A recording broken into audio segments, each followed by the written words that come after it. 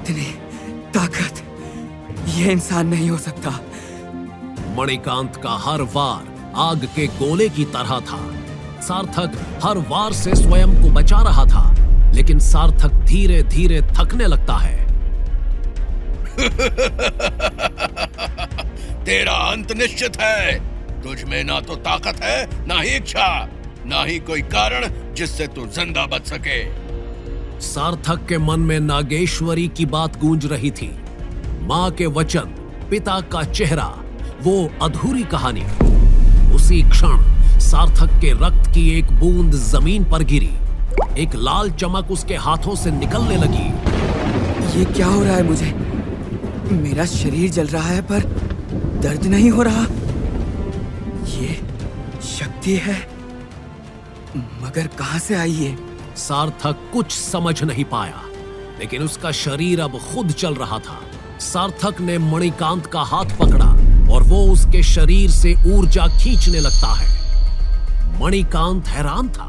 सार्थक के शरीर पर सांप जैसे नीले रंग के शल्क बन रहे थे। ऊर्जा खींचते वक्त सार्थक की भूरी आंखें नीले रंग में चमकने लगी थी। मणिकांत की ताकत जैसे धीरे धीरे सूख रही थी।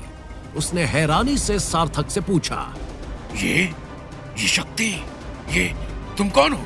क्या तुम नागवंश से हो?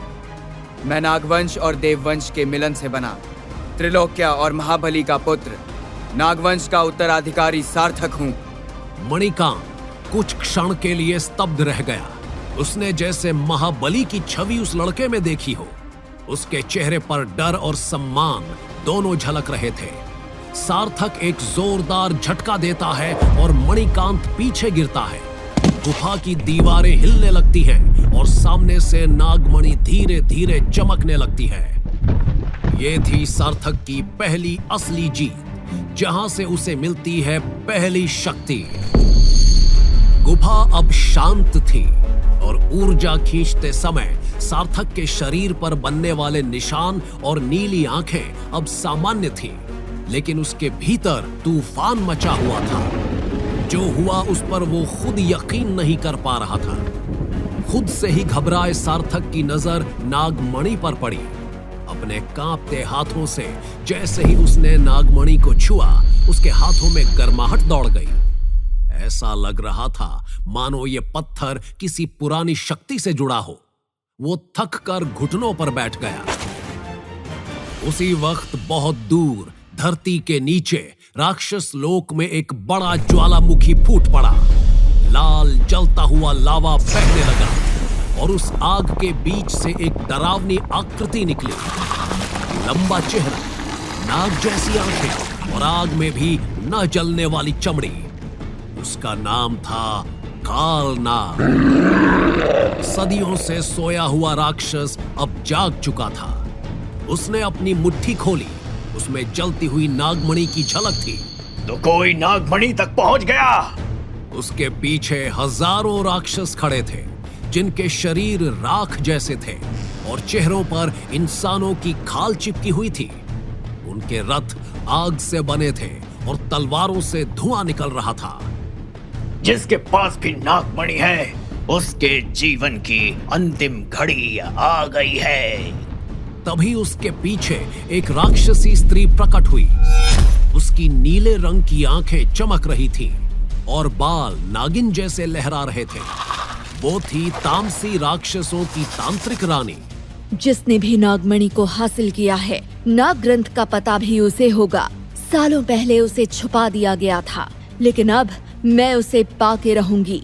उनके तंत्र, मंत्र, विद्या और शक्ति के समागम को पूर्ण शक्ति बनाऊंगी और फिर सभी लोगों पर होगा राक्षसों का राज। राक्षस लोक जाग चुका था और ये बस एक लड़के की लड़ाई नहीं, बल्कि युगांतरों का युद्ध था। उधर गुफा के बाहर नागेश्वरी सार्थक को दूसरी चुनौती देती है। तुम्हें आचार्य दिव्यानंद की ऊर्जा खींचनी होगी। सार्थक चौंक जाता है। आखिर वो अपनों के साथ ऐसा कैसे कर सकता था? वो इस चुनौती को स्वीकार नहीं करता। नागेश्वरी ने गंभीरता से कहा, ये युद्ध केवल गुरुकुल की चौहर दीवारी में सीमित नहीं है सार्थक। तुझे तैयार किया जा रहा है एक ऐसे महासंग्राम के लिए जहां एक ओर भयानक ताकतें हैं और दूसरी ओर अंतिम उम्मीद तू। ये लड़ाई सही और गलत से परे है। यहाँ तुझे वो भी करना होगा तू जिसके खिलाफ है। क्या तू तैयार है उस वचन के लिए जो तूने अपनी माँ को दिया था? वचन सिर्फ शब्द नहीं होते, कभी कभी वो किसी युद्ध का जय घोष बन जाते हैं। माँ के वचन को याद करके सार्थक नागेश्वरी की इस चुनौती के लिए हामी भरता है। अमावस की रात थी। गुरुकुल आज जल्दी ही सो गया था। इस रात राक्षसी शक्तियां जागती हैं, इसलिए छात्रों को बाहर ठहरने की अनुमति नहीं थी। सार्थक का आचार्य दिव्यानंद से अभी तक परिचय भी नहीं हुआ था। सार्थक आचार्य दिव्यानंद के कमरे में जाता है। दरवाजा खटखटाता है। आचार्य दिव्यानंद दरवाजा खोलते हैं और सार्थक को देखकर आश्चर्य से बोलते हैं, क्या हुआ बच्चे? इतनी रात तुम यहाँ क्या कर रहे हो? तुम्हें पता नहीं आज अमावस्या की रात है, बाहर घूमना मना है। बस प्यास लगी थी आचार्य, पानी खत्म हो गया था। आचार्य दिव्यानंद ने पानी के घड़े से प्याले में पानी भरा। सार्थक को अपने हाथों से मिट्टी का प्याला थमाया। सार्थक ने कांपते हाथों से प्याले को थामा और जैसे ही उसके हाथ ने आचार्य के हाथ को छुआ, एक अनजानी ऊर्जा का प्रवाह शुरू हो गया। सार्थक की आंखें फिर से नीले रंग में चमकने लगी और शरीर पर नाग जैसे निशान बनने लगे। आचार्य दिव्यानंद की आंखें भय से फैल गईं, लेकिन कुछ ही देर में उन्हीं खुली आंखों में खालीपन आ गया। चेहरा पीला पड़ गया, शरीर लड़खड़ाता हुआ जमीन पर गिर गया। सार्थक वहीं खड़ा रहा। उसकी सांसें तेज चल रही थी, आंखें और शरीर सामान्य हो गए थे, परंतु चेहरे पर डर था, अपराध बोध था और एक ऐसा खालीपन जिसे शब्द नहीं छू सकते। मैंने क्या कर दिया? ये बड़बड़ाते हुए वो लड़खड़ाया और बिना पीछे देखे अपने कमरे की ओर भाग गया। उसके पैरों की आवाज उसके दिल की धड़कनों से भी तेज थी। आचार्य दिव्यानंद, जो अब तक सिर्फ गुरु नहीं बल्कि इस गुरुकुल की आत्मा थे, अब निष्प्राण वहीं पड़े थे। आचार्य दिव्यानंद की मृत्यु से गुरुकुल में हाहाकार मच गया। उनके शरीर पर सांप के डंक थे, उनकी आंखें सफेद, शरीर नीला हो गया था। अपने किए पर पछताते हुए सार्थक अपने कमरे से बाहर नहीं निकला। रात को सार्थक को फिर से ऊर्जा की भूख लगी। जैसे शेर के मुंह में खून लगा हो, वैसे ही सार्थक की ये शक्ति थी।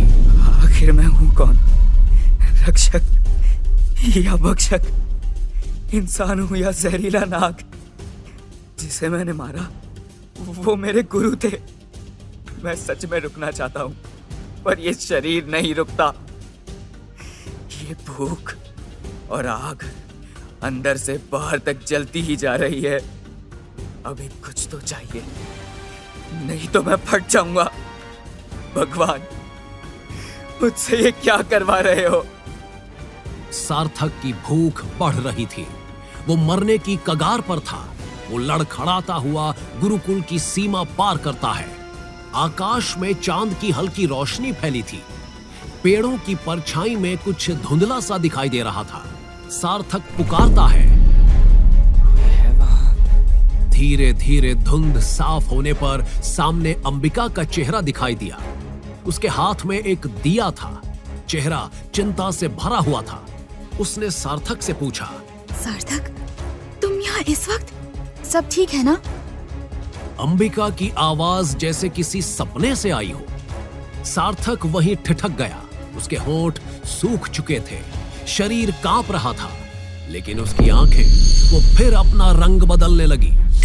उसकी बाजुओं में नीले रंग के शल्क बनने लगे।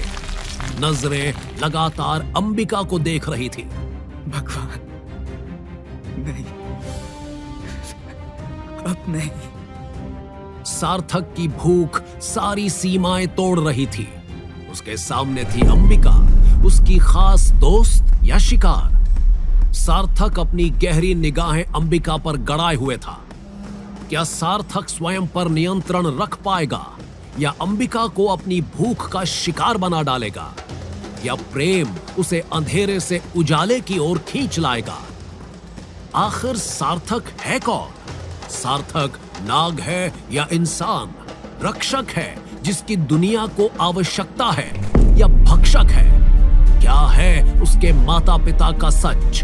और क्यों है नाग ग्रंथ और नागेश्वरी?